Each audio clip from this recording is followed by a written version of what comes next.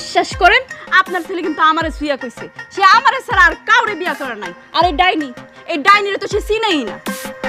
দেখো বোন, বৈবাহিক সূত্রে আমি কিন্তু তোমার বড় আর তুমি আমার ছোট, অতএব তুমি কিন্তু আমার গায়ে হাত তুলতে পারো না।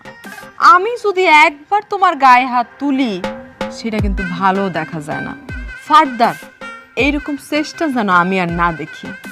একটা কথা কই বোন তোমারে, রতন একদিন আমারে ছুঁয়েও কইছিল, সুমি আমি তোমার অনেক ভালোবাসি, আমার জীবনের চাইতেও বেশি ভালোবাসি। আমার এই হাত ছুঁয়ে রতন কইছিল একদিন, এই হাত ছাড়া পৃথিবীর অন্য কোনো মায়ের হাত আমি ধরুম না। আর আজকে সেই রতন তোমার লগে এক বিছানায় ঘুমানোর জন্য তোমার এই বিয়ে পর্যন্ত কইরা লইছে। এই ডাইনি, এই একদম উল্টাপাল্টা কথা বলবি না, কয়ে দিলাম।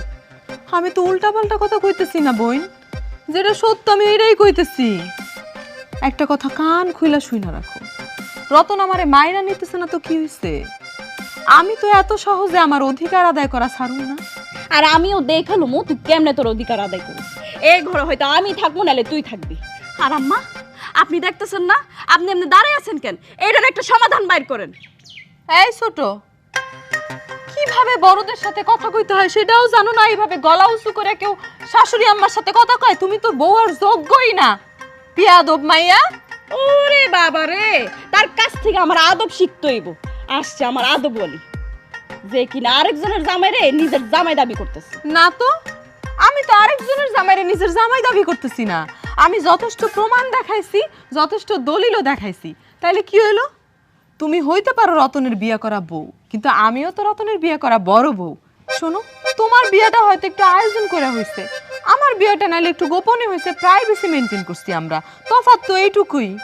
এই ডাইনি, তুই আবার কথা বলতেছিস? তোর না কইছি চুপ থাকতে? তোমার তো একটু জ্ঞান গরিমা কিছুই নাই। আমার জ্ঞান গরিমা কিছুই নাই, তুই একদম চুপ থাকবি। স্কুলেও যাও নাই, পড়াশোনা করো নাই।